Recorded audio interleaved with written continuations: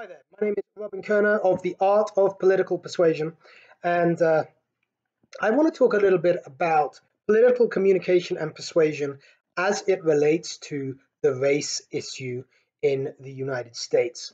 I relate to this issue in an unusual way as an American. I am now an American as of 2 years ago, and the reason is because I come from a culture where race simply isn't the political issue that it is here. And when I say from a culture, I'm talking about being born British. Stephen Colbert has this joke that, oh, I don't see race, and he peppers it into some of his commentaries about racial issues. I don't see color, rather, right? That's what he says. And I remember the first time I heard that from Stephen Colbert as a comic line many years ago. And I mean, I get it, it's funny, but it's a joke that only works in the United States because it's only in the United States that you can't help but see race. That is not the same in every other culture. And it is, of course, true to some extent, to differing extents in different cultures, but it certainly isn't something that I experienced growing up. So when I heard that joke, I don't see color, it was somewhat arresting for me because growing up, I really didn't. And I know many of my American friends may just say, well, that's just ridiculous. You can you can choose to deny my claim. But certainly, if I were to make a friend of a person of color in England, the color really isn't, you almost don't notice it. And you certainly don't talk about it. So, for example, recalling, let's say, my experience at university, uh, if I were to have a political conversation with someone who's black, it would no more likely turn to race than it would with anyone who's white. And I can say that based on experience. That's not a hypothetical. That's actually how it was for me. Um, so I just want to put that out there. So I'm certainly coming at this from an unusual or different perspective from those who have been brought up in a culture that is saturated by race as an issue, and by the discussion of the issue in terms of kind of, if you like, identified groups. So African American. Now African American has a political force, like just that concept, just that group. I don't think there's even an equivalent in British politics. We have colored people, of course, but here's the thing. If you close your eyes in the middle of a sidewalk in London, you cannot tell the color of the person walking by, assuming they are British and speaking English, uh, from the accent. I lived in Harlem for 4.5 years or so, and you generally can tell the color um, from the accent in the United States. Now, in the United Kingdom, of course, from an accent, if you can't see someone's face, you can actually fix with some accuracy socioeconomic status, but not color. Which is why, if you like, the cultural political pathology in England is class. Less so now, but class is the closest thing that the British have to what race is in America. Anyway, that's just preamble.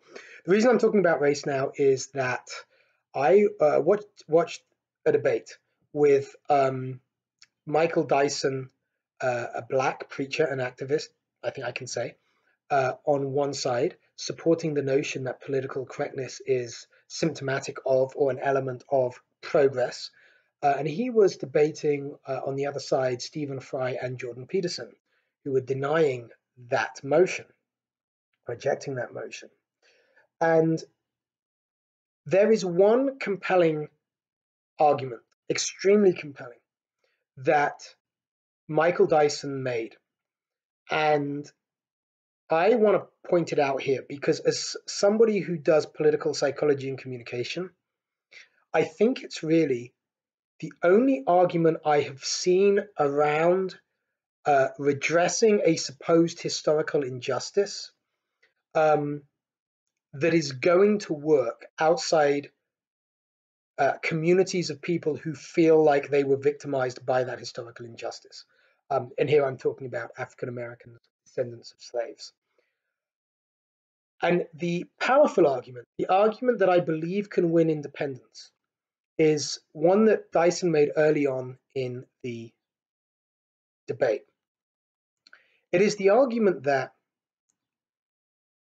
his speaking as a black man and referring to issues that he has as a black person is not the result of his choosing to identify as a member of a group. Rather, it is to say that the wider society in which he finds himself does not recognize his individuality, but rather treats him as a member of a group, which means, based on his skin color, which means that in a way he has a point of agreement with the likes of Peterson, who say it is all about individuality. Responsibility and rights necessarily adhere to the individual, not to the group. The common ground being that in this argument, at least, Dyson is saying, yes, that's right. And what I want as a black man is to be able to have my individual rights and the ability and opportunity to exercise those rights as much as the next man or the next person, and to be treated as an individual with those rights and responsibilities rather than as I say, a member of a group. Now, I think this is extremely powerful. Why? Because the failure, I think the main failure of political communication when it comes to the race issue, I'm going to go farther than that and say it's not just a failure of political communication. It's the basic reason why race relations have not significantly improved. Why it is that African Americans are still experiencing and or complaining about problems that even first generation, certainly second generation, black immigrants from other nations do not have and do not complain about, right?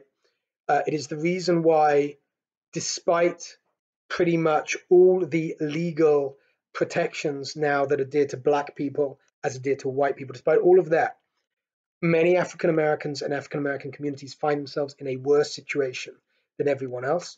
The reason for that, I want to claim, is that the solutions that everybody else, that the non-victims of this historical injustice,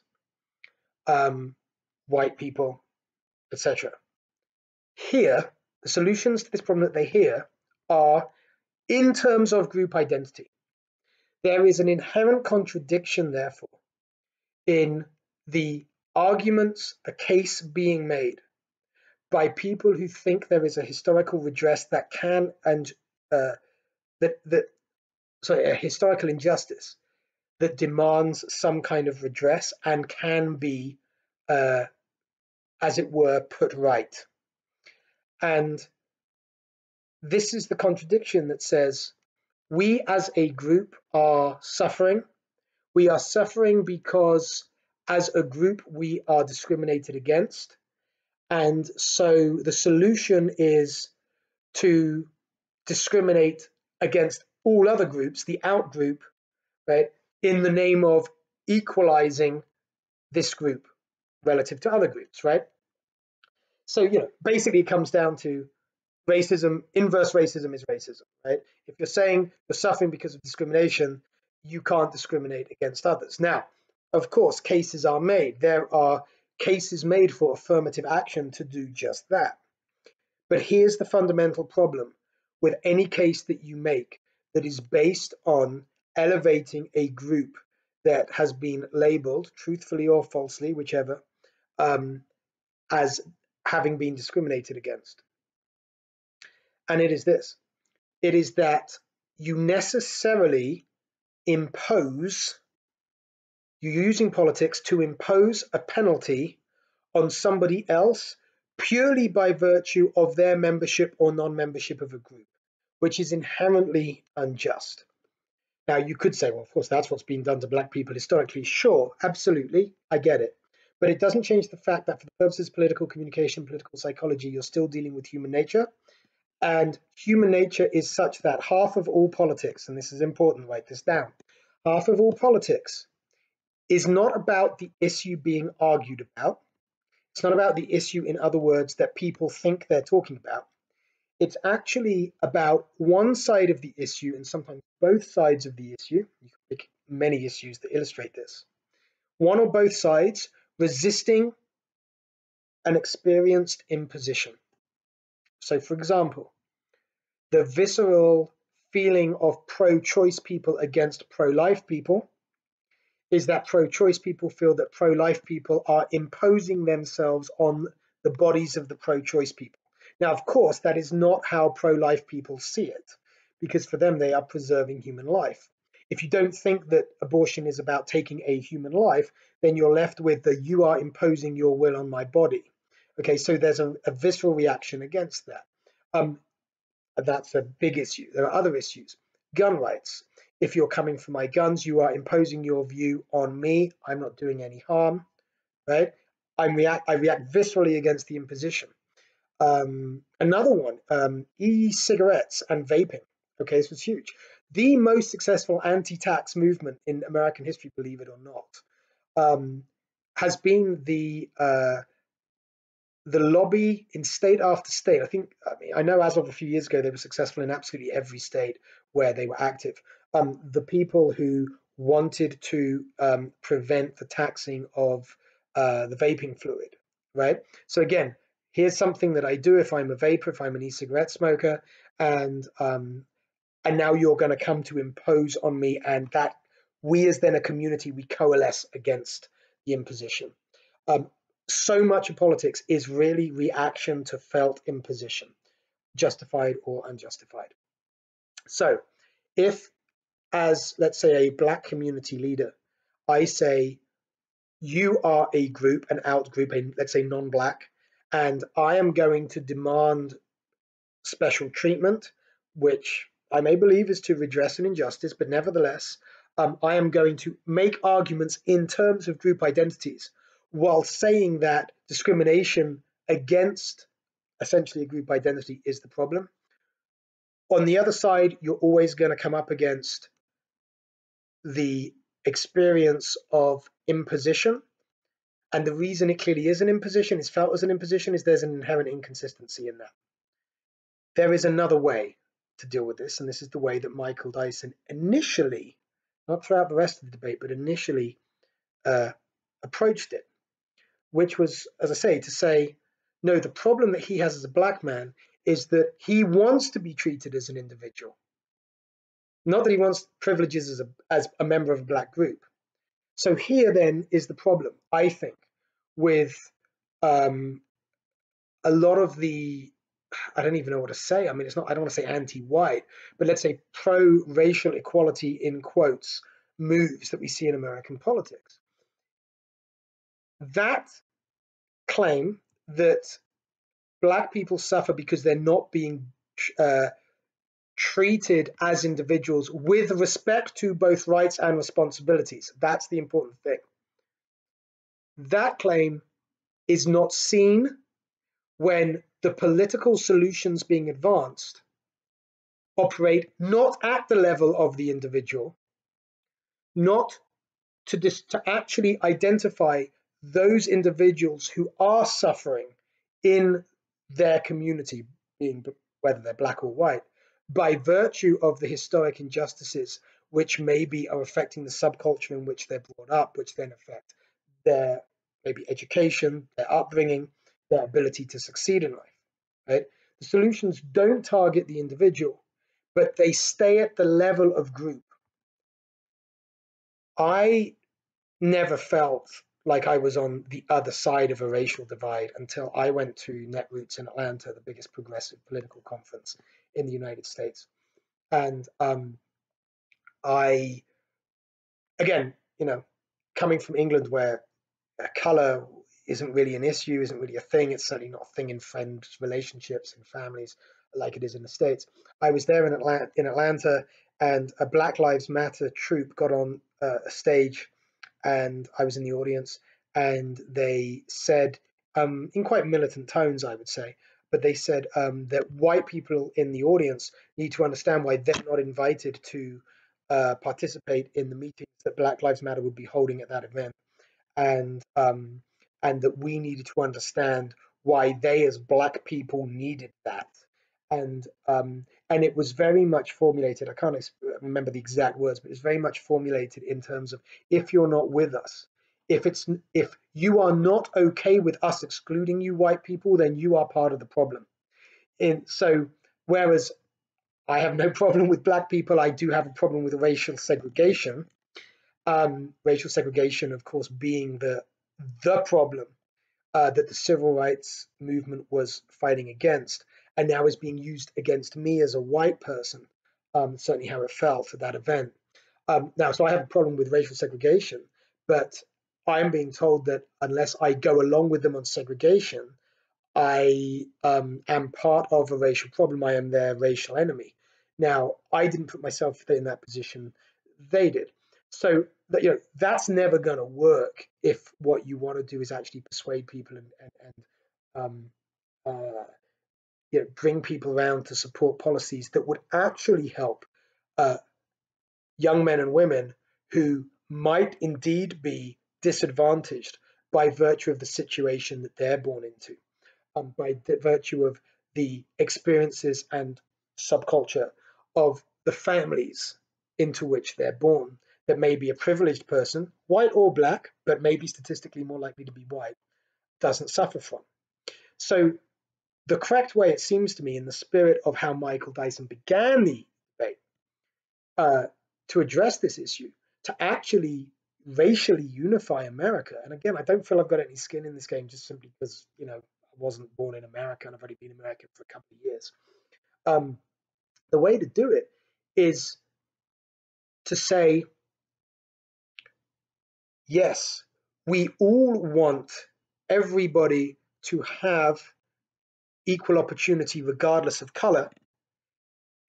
And the way that opportunity is given should not be a way that enables people to get ahead without taking responsibility, without taking an effort.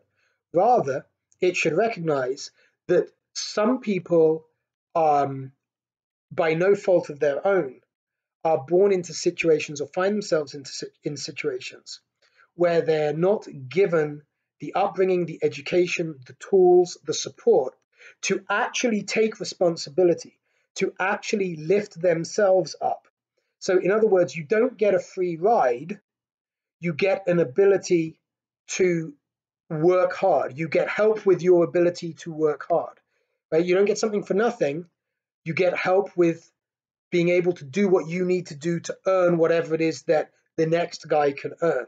This seems to me to resolve the paradox, right, between individual rights and the actual fact that statistically, people who are members of certain groups, in this case racial stroke ethnic groups, statistically are less likely to have certain advantages that people in other groups do have.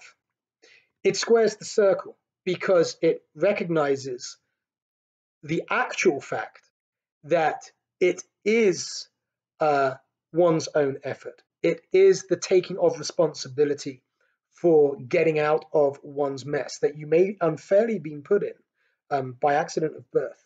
It is by those things, taking responsibility in an unfair world. That's the only way out. That's the only way forward. But you have to do it on your own efforts. It recognizes all of that while recognizing that even though you have to run to win the race, yes, you may be starting way behind the starting line, right? In other words, others have a head start on you. So then policy should be formulated not to give people a lift up by virtue of their skin color, which is precisely something that we do not want to differentiate, to use to differentiate among people when it comes to the administering of justice and of welfare, etc., right? That's another form of racism. Yeah. So what we don't do is that, but what we do instead is we say we want to have institutions and policies that enable all individuals who are disadvantaged to be lifted up in whatever manner we democratically feel we want to, use resources as a community to lift them up. And we shall target those resources independently of the color of the person receiving them or the people receiving them, but dependent on the disadvantage that the individual finds themselves in. In other words, dependent on the inability of that person to succeed and take responsibility, or rather to succeed if they take responsibility. The inability of the person to get the benefit out of any effort they may make. Now, if we were to do that, if our, let's say, affirmative action programs weren't aimed at people of color, but were aimed at people with a certain set of disadvantages, while understanding that people of color may be more likely to have that set of disadvantages, right? But if we formulate it in the first way to match the disadvantage of the individual regardless of color, then we can get a policy that raises those in disadvantaged communities, but treats everyone fairly and gets the support of everyone, because it doesn't create an us and a them. In this case, maybe us being African Americans and them being everybody else, or being, evil whitey or whatever it might be. Now, in the debate, and I urge you to watch it, Michael Dyson goes from kind of that place where he could have, if he carried on in that spirit, I think really won quite a few people over in the audience. He threw it away when he actually did the opposite of what he was initially arguing for. When he turned to Jordan Peterson and made the number one mistake that I teach in Political Communication 101 that you never ever do. He threw an insult at Jordan Peterson and he said, "Angry white man." Now, obviously, not only did he impugn Jordan Peterson's character to a small extent with that comment, he made it personal, but he also made it racial.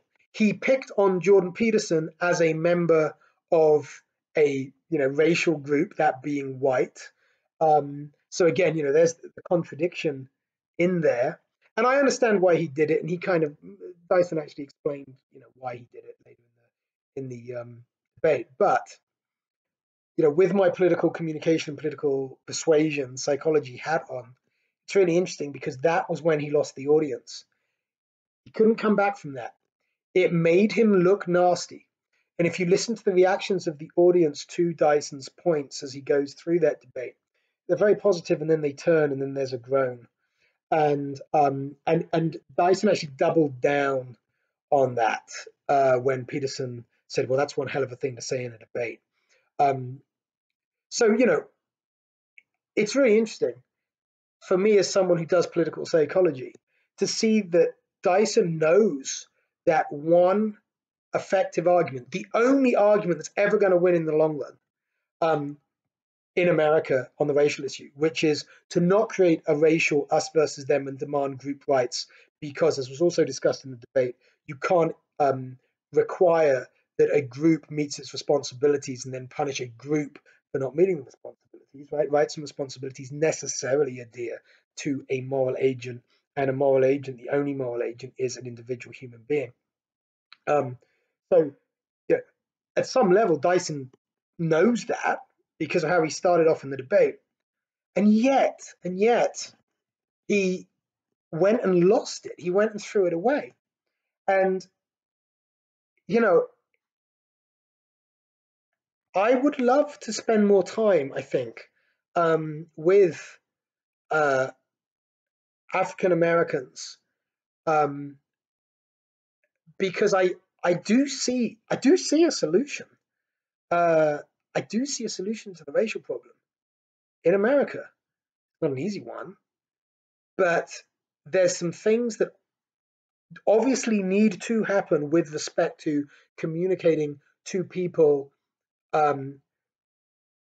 white folks, let's say many of whom might have voted Trump, those folks who are feeling put upon because they are being basically given collective guilt and told, like I was at Netroots, if you're not for us, you're against us, when they've done nothing wrong.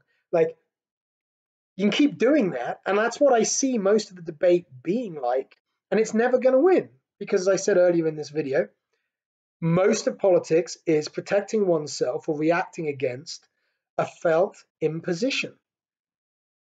Okay, you're going to make me feel guilty for something I haven't done? It's a moral imposition. I ain't having it. But yet, a lot of those folks who aren't having it, they believe, like Jordan Peterson, like Stephen Fry in that debate, in individual rights and responsibilities. There's your common ground. If you are a racial activist, your common ground is, I too want to exercise my individual rights and the responsibilities that go with it. I don't want to be part of this black collective, but I find that society has made me part of a black collective. In other words, it's been imposed upon me. I want to shed that to have the experience that you have as an individual. I want to put myself in a position where we are not asking for things by virtue of the group identity, because I don't have to, because I'm at a point when we have good, positive racial relations and integration, where I am fully treated as an individual, and therefore I can experience myself, let's say as a black person, like you can, or like it seems to me that you can, as a white person. That's the common ground. There is common ground here on this huge issue. So again, it's not taking from one group to give to another group because that group had less historically. No. It's saying it is about individual rights and responsibilities. Some people don't get to exercise them by accident of birth or accident of family, etc., etc. And for reasons of history, disproportionately, those people are likely to be people of color. But that's not why you help me. You don't help me because of my skin color. You help me because I am one of those people who can't do the thing that you want all people rightly to do, which is to pursue happiness and make their own effort and get rewards from their own effort. I think it answers both of the, the immovable force and the, the immovable object and the irresistible force. You've got the immovable object, which is the historical fact that certain groups were massively disenfranchised, and as infinitely disenfranchised as slaves. And as Dyson says, if you liberate someone without the means to enjoy their freedom, to exercise their freedom, then you liberate them into oppression. That's the historical brute fact. But the irresistible force, right, that comes against that object is the only game in town for anybody to improve their situation is they have to do the work themselves, right? Both are true. Both are true. And seeking support to exercise individual rights, support that would be needed more among individuals in a certain community, rather than seeking discriminatory redress. In other words, to fight, fire with fire, or two wrongs making a right, which is what inverse racism is. Now, some people might not like me calling that, but that's how it looks to those who suffer on the receiving end. The one way, the seeking support for exercise of individual rights and responsibility, that is the flip side, rather than for favors. That means I'll get stuff without having to do that because of a claim I make about my ancestors. That's got to be the way forward. It's got to be the way forward. So there it was in that debate, and do check it out. Dyson starts off in the right direction, and then he does the last thing he should ever do if he's going to win support for racial unity and integration and the support of racial minorities. He attacked a man who had a very good reason for saying what he was saying, and certainly was not as bad a character as Dyson wanted to make him to be. Never, Political Psychology 101, and check this out in my Weapons of Mass Persuasion course, by the way, is don't impugn the character or the intent or the intelligence of your opponent. Just don't do it. It's never going to work. It won't work persuading the opponent. And if you're doing it for your audience, It will only work for the audience. You're only going to get the audience on side if you do that.